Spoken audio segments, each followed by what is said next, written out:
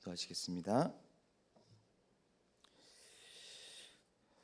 사랑이 풍성하신 아버지 하나님, 또 이 밤도 죄를 예배하는 자리로 불러주시니 감사합니다. 그 부르심에 우리가 응답하였으므로 나왔사오니 우리 가운데 또 말씀하여 주시고 크신 은혜를 내려 주시옵소서. 늘 날씨는 추워지지만 저희 마음 가운데 그리스도의 사랑으로 말미암아 늘 따뜻하게 하여 주시고, 또 주위에 위로가 필요하고 어려움 당한 우리 지체들이 있다면 늘 그 사랑의 손길로 섬기는 저희가 될 수 있도록 인도하여 주시옵소서. 특별히 이 밤 또 83, 84 구역, 또 남성 중창당 일지사역 분야의 찬송을 들으시고, 하나님 그 찬송의 고백대로 늘 주님 없이 살 수 없음으로 말미암아 예수 그리스도를 나의 구주로 삼고 늘 하나님을 영원히 섬기는 자들 될 수 있도록 인도하여 주시옵소서. 특별히 이 밤 일치 사역 분야 헌신 예배로 드려집니다. 교회 내 모든 사역들을 통하여서 하나 되어지고 서로 섬기며 돌봄으로 말미암아 주님께서 기뻐하시는 교회를 이루어가는 모든 사역자들 될 수 있도록 인도하여 주시옵소서. 다시 오실 예수님 이름으로 기도드립니다.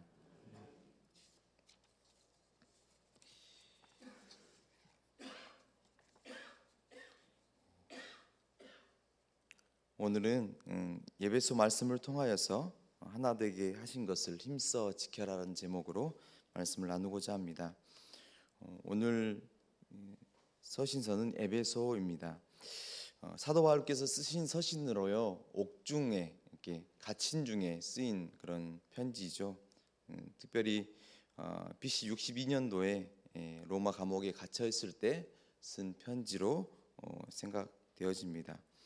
에베소는 지금으로 말하면 튀르키예입니다. 그 아시아 지역의 당시의 상업의 중심지이고 종교적으로도 아데미 신전이 엄청 많은 그런 우상 숭배하는 도시였습니다. 사도 바울께서는 특별히 에베소에 2차 전도 여행 때 잠깐 가서 복음을 전하였고요, 3차 여행 때 가서 한 3년간 머물면서 그곳에서 사역을 하였습니다. 그러다 보니까 그곳에 대한 관심이 많을 수밖에 없고요, 그러다 보니까 갇혀 있는 가운데도 그 에베소 교회를 향해서 오늘 편지를 쓰고 있는 것입니다. 당시 교회는 이방인들, 그리고 유대인들, 그리고 종과 주인과의 관계에 있는 그런 자들까지 여러 구성원들로 구성된 교회가 에베소 교회였습니다. 그러다 보니까 갈등도 있을 수가 있겠고요, 또 당시에 이단이라고 이야기할 수 있는 영지주의, 또 율법주의 등이 교회 가운데 신앙을 지켜가는 게 쉽지 않게 만드는 그런 상황 속에 있었습니다. 그러다 보니까 사도 바울께서는 그 에베소 교회를 비롯하여 주위에 있는 아시아 교회에게 이 편지를 쓰면서 교회가 어떤 곳인지, 그 교회의 본질이 무엇인지, 특별히 예수 그리스도 안에서 우리가 하나 된 자들이고 하나 된 교회의 공동체를 이루어가야 됨을 이야기하고 있습니다. 특별히 오늘 말씀 4장은 실천편입니다. 그러니까 에베소 1장에서 3장까지는 교리적인 그런 이야기를 했다면, 오늘 이제 우리가 어떻게 살아가야 되는 것인가 라는 실제적인 말씀을 하고 있습니다. 오늘 말씀을 통하여서 우리가 정말로 하나가 되어지는 그런 공동체를 이루어가는 분들이 되시기를 소망합니다. 첫 번째는 부르심에 합당한 삶을 살아가야 합니다. 하나님께서 우리를 부르셨잖아요. 그래서 각자 우리를 부르셨기 때문에 주신 그 부르심을 따라서 우리가 합당한 삶을 살아가야 하겠습니다. 우리 1절의 말씀으로 한번 같이 읽어볼까요? 그러므로 시작. 그러므로 주 안에서 갇힌 내가 너희를 권하노니 너희가 부르심을 받은 일에 합당하게 행하여. 아멘. 오늘 사도 바울께서는 자신을 어떻게 소개하고 있냐면, 주 안에서 갇힌 내가 라고 너희를 권한다 라고 말씀하고 있습니다. 오늘 사도 바울이 갇힘은 어떤 이유 때문입니까?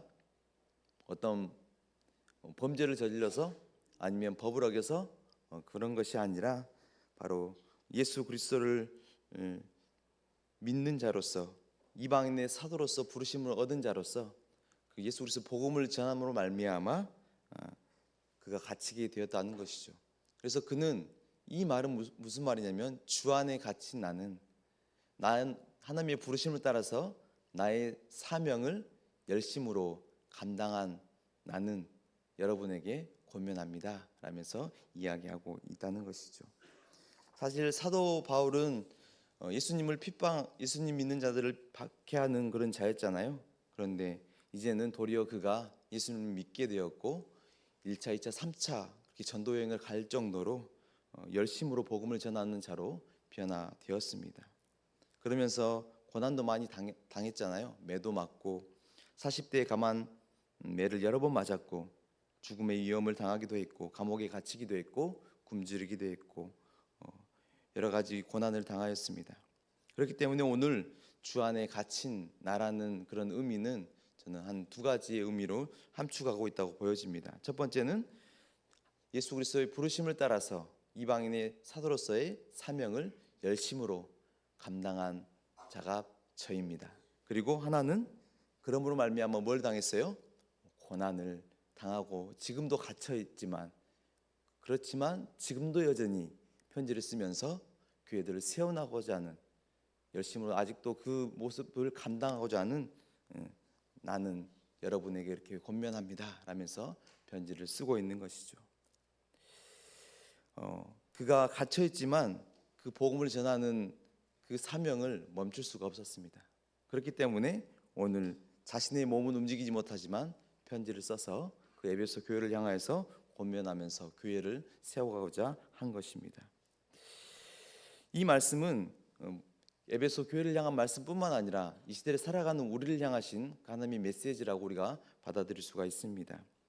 하나님께서 각자 한 사람 한 사람을 우리를 부르시고 창세전부터 구원의 계획을 세우셨고 그렇기 때문에 우리가 구원받은 자로서 오늘 이 예배 자리에 와서 예배함으로 있는 것입니다. 그렇기 때문에 오늘 말씀은 어떤 말씀이냐? 우리가 부르심을 입은 자로서 구원받은 자로서 합당한 삶을 살아가야 한다고 오늘 말씀하고 있는 것이죠. 그런 삶은 어떤 삶일까요? 하나님의 뜻을 따라서 하나님의 부르심이 합당한 삶을 살아간다는 것은 어떤 삶일까요? 당시의 로마의 가치관은 힘입니다. 힘. 로마가 강대국이었고 그들이 많은 나라를 점령함으로 큰 나라를 이루었는데 그 힘은 어디서 왔어요? 군사력. 그들이 가지고 있는 힘으로 이루었습니다. 그래서 팍스 로마라고 하잖아요. 힘으로 이룬 평화. 그들의 가치관은 힘과 권세였습니다. 우리 인간은 그 시대를 살아가면서 그 시대의 가치관과 흐름과 유행을 따라갑니다. 그러면 그 당시의 사람들은 어떤 걸 추구했을까요? 당연히 힘과 권세를 추구할 수밖에 없는 것이죠. 이제 겨울이 다가옵니다. 추워지잖아요. 제가 그래서 검색을 해봤습니다. 올 겨울 유행 패션 어떤 게 유행할 것 같습니까? 제가 봤더니 이렇게 이야기하더라고요. 소재들이 옷 소재를 이야기하더라고요. 소재가 반짝이는 것들 그리고 패턴이 있는 클래식한 과거로 돌아가는 그런 옷들이 유행하게 되고요. 레이어링이라고 이렇게 옷을 겹쳐 입는 그런데 질감이 다른 옷을 겹쳐 입는 그런 것이 이번 겨울에 유행한다고 합니다. 여성분들은 유행에 민감하시잖아요. 우리가 이렇게 세상에 살아가다 보면 세상이 말하는 유행과 가치관, 트렌드를 따라가는 것이 우리 인간이기도 합니다. 그러나 오늘 말씀을 쉽게 이야기하자면 이런 거죠. 그리스도인들은 그 세상이 말하는 가치관과 유행을 따라가지 않는다는 것입니다. 바로 하나님이 말씀하시는 가치관, 성경이 말하는 가치관을 따라서 그의 순종함으로 합당한 삶을 살아간다라고 오늘 말씀하고 있는 것입니다. 그래서 쉽게 말하면 성도잖아요. 세인트, 구별된 삶을 살아가는 자는 그렇게 세상과 다르게 하나님 말씀을 따라서 살아가는 자다라고 오늘 말씀하고 있습니다. 사랑하는 성도 여러분, 우리의 정체성은요 이 땅에 있지 않습니다. 어디 있어요? 저 하늘에 있는 것입니다.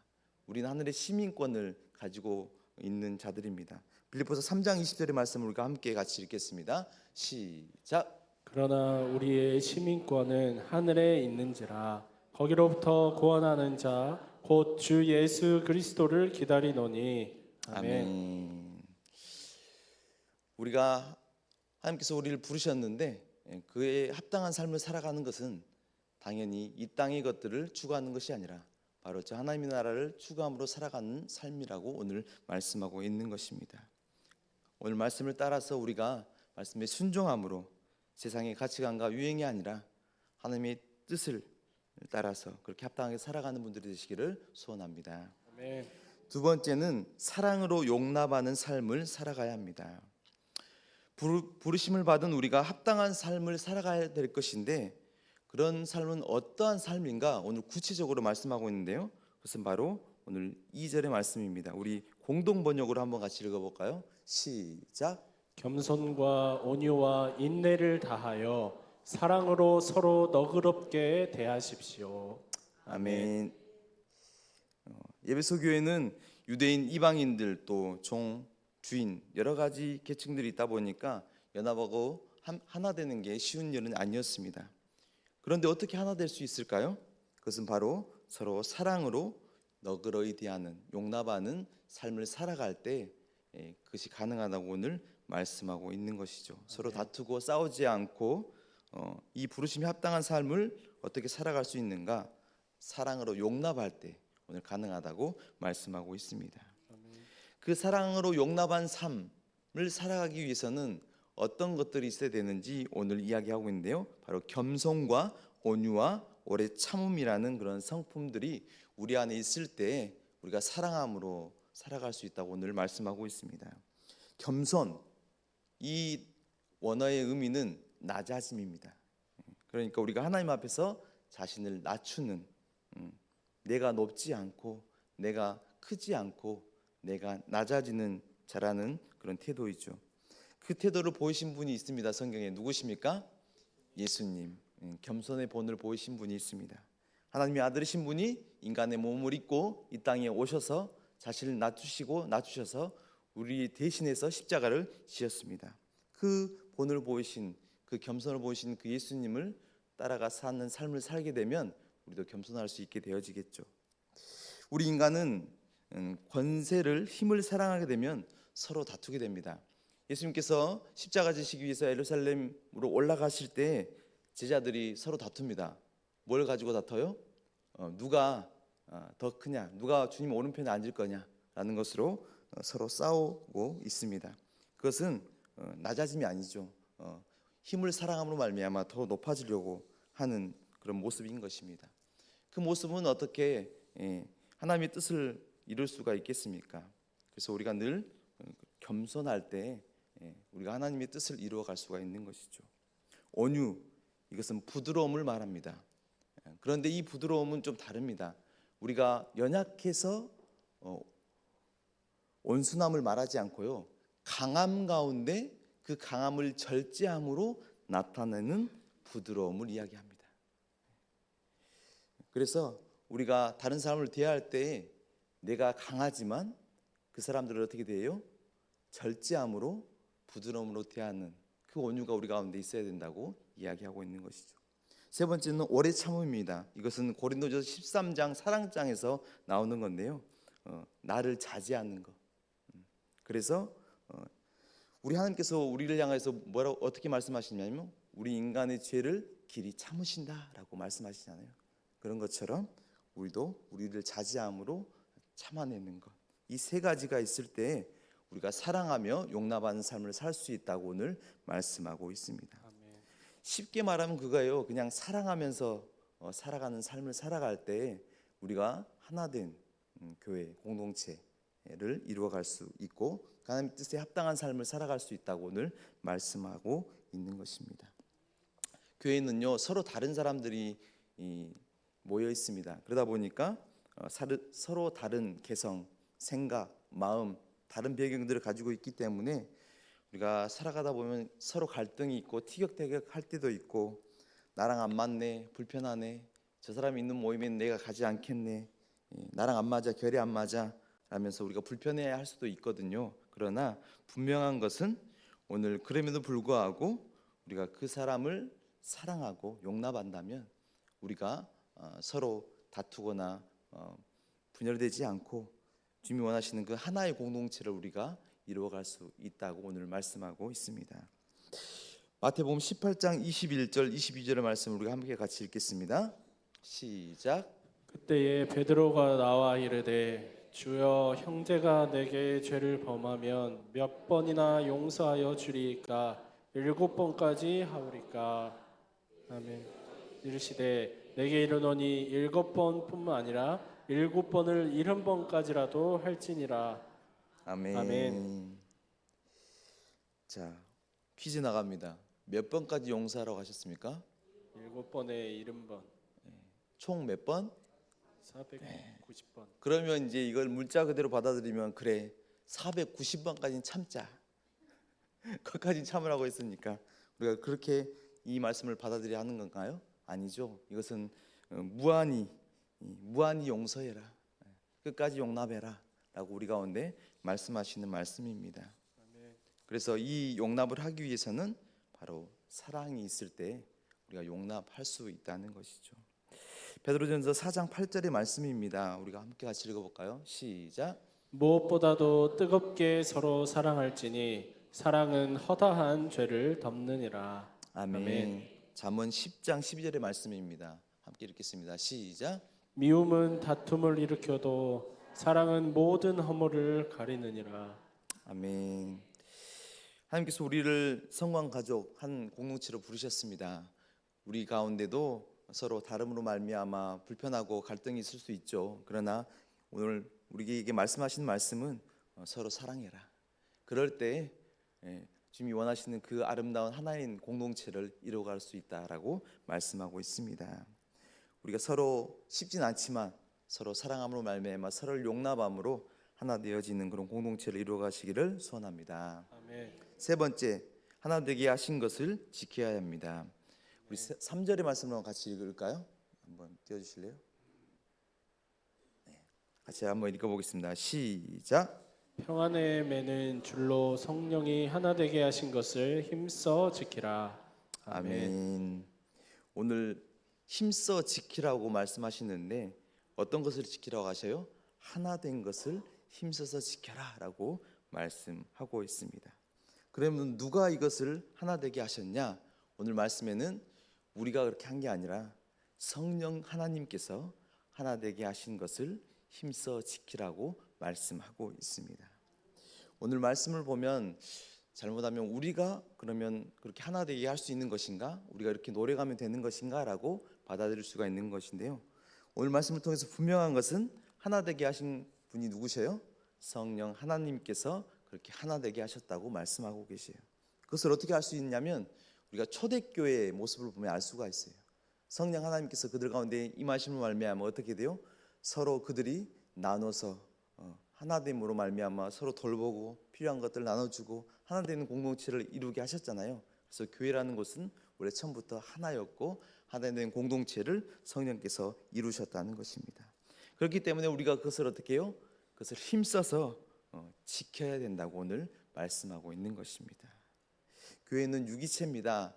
우리의 머리가 누구세요?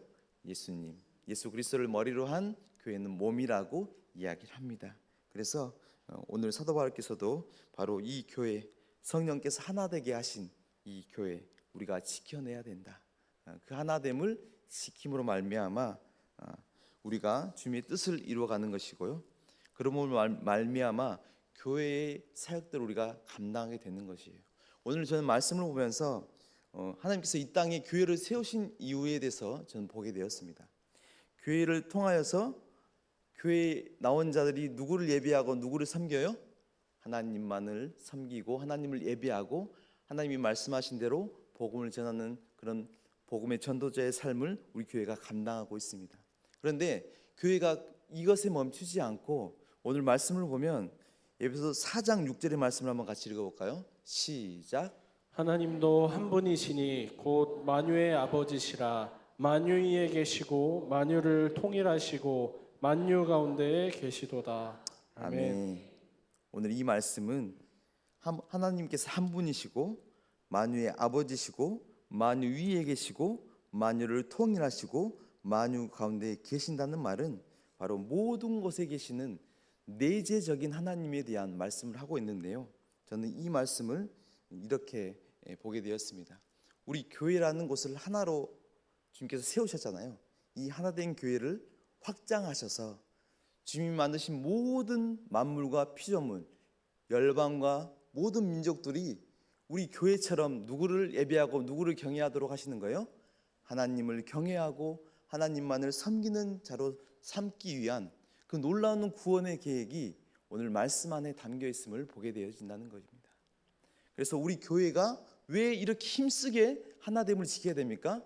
이 하나된 교회를 통하여서 하나님의 놀라운 계획들이 모든 열방과 민족들이 이 교회의 확장을 통하여서 다시 주님께로 돌아오게 하여서 그들이 하나님을 온전히 예배하고 하나님만을 온전히 경외하는 원래의 그 창조된 모습대로 회복하고 하시자는 그 구원의 놀라운 계획들이 우리 교회를 통해서 이루시고자 하는 계획들이 숨겨져 있다는 것입니다. 그렇기 때문에 우리가 힘써서 이 하나된 교회를 지켜야 하는 것입니다. 사랑하는 성도 여러분, 교회는 하나입니다. 성령께서 한 교회로 세우셨습니다. 그래서 우리가 다른 것을 사랑하는 것이 아니라 하나님을 사랑하고 이웃을 사랑하는 삶을 살아가야 됩니다. 우리의 사랑이 돈에 있다면, 힘에 있다면, 다른 권세에 있다면 그것을 사랑함으로 교회가 하나가 되지 못한다는 겁니다. 하나님을 사랑하고 우리가 서로 사랑할 때 교회가 하나 되어짐으로 말미암아 이 교회를 통해서 모든 민족과 열방이 모든 만물이 하나님만을 예배하고 경배하는 그런 하나된 통일된 그 모든 것들을 이루어가기를 원하시는 그 하나님의 마음이 오늘 에베소서에 담겨 있다는 것입니다. 결국 우리는 예수 그리스도를 믿는 자로서 주된 자의 삶을 살아갈 때 우리가 그 사역들을 감당할 수 있는 것입니다. 마태복음 16장 24절의 말씀 우리가 함께 같이 읽겠습니다. 시작. 했는데 안 나옵니다. 제가 읽을까요? 누구든지 나를 따라오거든 자기를 부인하고 자기 십자가를 지고 나를 따를 것이니라 라고 말씀하십니다. 즉 제자된 삶을 살아갈 때 그 사명도 우리가 감당할 때 교회의 사역을 통하여서 모든 하나님의 구원의 사역들을 이루어 가신다는 것입니다. 아멘. 오늘 교회는 일치 사역 분야 헌신 예배로 드려집니다. 그 사역들을 살펴보니까 교회의 모든 것들이 하나 되어지고 또 사랑으로 돌보는 사역들이더라고요. 그래서 오늘 말씀을 통하여서 주님의 제자로서 주님을 사랑하고 하나 된 그런 사역들을 이루어 가시기를 바랍니다. 특별히 우리 또한 주님을 사랑하고 주님을 따라서 오늘 사도 바울이 갇힌 곳에 있었지만 그 고난도 감당함으로 말미암아 주님의 영광스러운 그 자리를 바라봄으로 나아갔던 것처럼 늘 주님과 함께 고난받고 주님을 사랑함으로 그 뒤를 따라가서 주님과 함께 영광스러운 그 자리에 앉는 자 우리 모든 성도들 교회 공동체가 되시기를 소원합니다. 아멘. 기도하겠습니다.